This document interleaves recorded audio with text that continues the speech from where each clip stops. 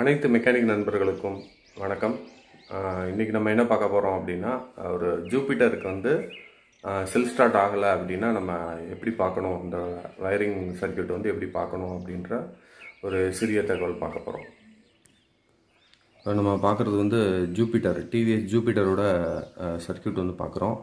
அதில் வந்து மெயினாக வந்து பார்க்க வேண்டியது வந்து பார்த்தீங்க அப்படின்னா, உங்களுக்கு வந்து அந்த செல்ஃப் ஸ்டார்ட் சர்க்யூட் வந்து எப்படி பார்க்கணும் அப்படின்றது. இப்போ வந்து வண்டி ஸ்டார்ட் ஆகலை அப்படின்னா வந்து நம்ம பார்க்க வேண்டியது வந்து இந்த செல்ஃப் சுவிட்ச் லைனு, அப்புறம் வந்து ரிலே லைனு, அப்புறம் பேட்டரியோட லைனு, அப்புறம் செல்ஃப் மோட்டரோட லைன். இதை மட்டும் நம்ம பார்த்தா கரெக்டாக வந்துடும். இதில் வந்து பார்த்தீங்க அப்படின்னா பேட்டரியில் 12 வோல்ட் உங்களுக்கு 5 amps பேட்டரி அப்படின்னா அங்கேருந்து வரக்கூடிய மெயின் வந்து டைரெக்டாக வந்து செல்ஃப் ரிலேயில் வந்துட்டு இன்னொன்று வந்து அவுட் வந்து செல்ஃப் மோட்டருக்கு போகும். அப்போ இந்த இதோட லைன் வந்து கரெக்டாக நம்ம வந்து கண்டினியூட்டி பார்த்தீங்க அப்படின்னா இருக்காது. ஏன்னா வந்து இந்த இடத்துல ஓப்பனாக இருக்குது. ஓகேங்களா?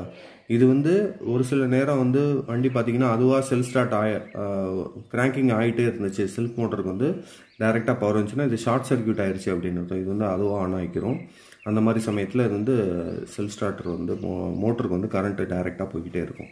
இப்போ நம்மளுக்கு வந்து எப்போ வந்து நம்ம அந்த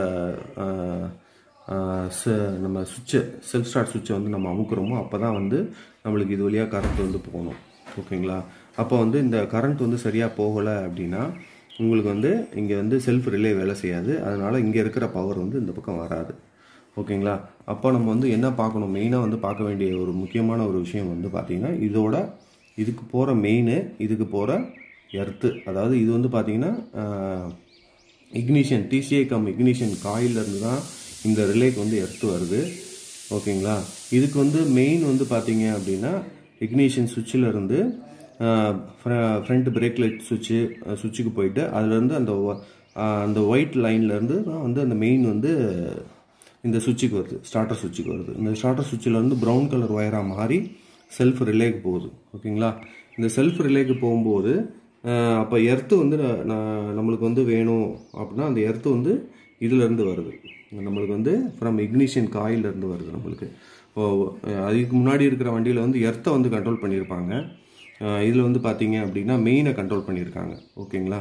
இப்போ இதில் வந்து பார்த்தீங்க அப்படின்னா வந்து செல்ஃப் ரிலேக்கு வந்து உங்களுக்கு வந்து மெயின் வந்தாச்சு, எர்த்தும் வந்தாச்சு. இப்போ இது வந்து நம்ம சுவிட்சை வந்து நம்ம அமுக்கும்போது உங்களுக்கு வந்து இது வழியாக கரண்ட் வந்து பாஸ் ஆகி செல்ஃப் ரிலே வந்து மோட்டர் ஆன் ஆகி செல்ஃப் ரிலே வந்து மேக்னெட்டிக் இதாக உருவாகி இந்த லீவரை பிடிச்சி இழுக்கும்போது உங்களுக்கு வந்து இந்த இடத்துல வந்து இங்கே இருக்கிற பவர் வந்து என்ன ஆம்ஸோ அந்த ஆம்பியர் வந்து இந்த மோட்டருக்கு வந்து வந்துடும், செல்ஃப் ஸ்டார்டர் மோட்டருக்கு வந்துடும். இப்போ உங்களுக்கு வந்து செல்ஃப் மோட்டர் வந்து ஸ்டார்ட் ஆகிடும். இதுதான் சின்ன லைன். இப்போ நம்ம இதில் வந்து மெயினாக பார்க்கக்கூடிய லைன் வந்து பார்த்திங்கன்னா இங்கே பேட்டரியிலேருந்து இங்கே வர லைன் கரெக்டாக வருதா, இங்கேக்கும் நம்ம கண்டினியூட்டி டெஸ்டரை வச்சு பார்த்துக்கணும். அதே மாதிரி இங்கே ரிலேக்கும் இங்கே மோட்டருக்கும் கண்டினியூட்டி டெஸ்டரை வச்சு லைன் கரெக்டாக இருக்கான்னு பார்க்கணும். அதே மாதிரி செல் சுவிட்சிலேருந்து நம்மளுக்கு வந்து ரிலேக்கு கண்டினியூட்டியாக கரெக்டாக, அதாவது கண்டினியூட்டி இருக்கான்னு பார்க்கணும். இந்த ரிலே வந்து ப்ராப்பராக வேலை செய்யுதான்னு பார்க்கணும். ஓகேங்களா? இந்த ரிலே வேலை செய்யலைனாலும் டோட்டலாக வந்து உங்களுக்கு செல்ஃப் வந்து வேலை செய்யாது. அதனால் இந்த லைனெல்லாம் ஃபஸ்ட்டு பார்த்துட்டு மெயின், எர்த்து இதெல்லாம் பார்த்துட்டு அதுக்கப்புறமா வந்து கடைசி இது எல்லாமே கரெக்டாக இருக்குது அப்படின்னா வந்து நீங்கள் ரிலேயை பார்த்துட்டு ரிலே ப்ராப்ளம் அப்படின்னா மாற்றிக்கலாம். இது ஒரு சிறிய தகவல். நன்றி, வணக்கம். அப்புறம் ஒரு முக்கியமான ஒரு தகவல், இந்த பிரேக் லைட் சுவிட்சில் இருந்து எப்படி லைன் வருது, அப்புறம் வந்து இந்த இக்னிஷன் காயிலிருந்து எப்படி லைன் வருது அப்படின்றத பார்க்கலாம்.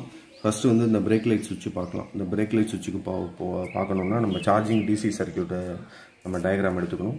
அதில் வந்து பார்த்தீங்க அப்படின்னா நம்மளுக்கு இக்னிஷன் சுவிட்சிலேருந்து இந்த ஒயிட் கலருக்கு எப்படி லைன் வருது அப்படின்னா உங்களுக்கு டைரெக்டாக வந்து இக்னிஷன் சுவிட்சிலேருந்து உங்களுக்கு டைரெக்டாக வந்து இதில் மெயின் வந்து இங்கே வந்து நீங்கள் பிரேக் பிடிக்கிறது மூலிமா வந்து ஒயிட் கலருக்கு மாறுது. அப்போ அந்த ஒயிட் கலர் வந்து தான் இங்கே வருது. இங்கே பார்த்தீங்கன்னா எலக்ட்ரிக்ஸ் ஸ்டார்டர் அப்படின்னு போட்டிருக்குல்ல, அப்போ இந்த ஒயிட்டு தான் வந்து இங்கே வருது அப்படின்றத தெரிஞ்சுக்கணும். அப்போ வந்து இதில் வந்து நம்மளுக்கு வந்து மெயின் வந்து கிடச்சாச்சு. இப்போ எர்த்துக்கு வந்து எங்கே போகணும் அப்படின்னு பார்த்தீங்கன்னா இந்த இக்னிஷன் சர்க்யூட்டுக்கு போகணும்.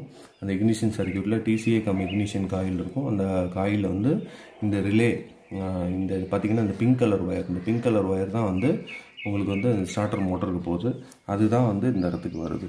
ஓகேங்களா? அப்போ இதை வச்சு நம்ம ஈஸியாக வந்து ஃபைண்ட் அவுட் பண்ணி இந்த ப்ராப்ளத்தை வந்து சால்வ் பண்ணிக்கலாம். இது ஒரு மெக்கானிக் நம்பர் கேட்டதுனால இதை வந்து அடுத்த நபர்கள் வந்து கேள்வி கேட்டக்கூடாது, இது எல்லாருக்கும் புரியணும் அப்படின்ற மாதிரி ஒரு வீடியோ போட்டிருக்கேன்.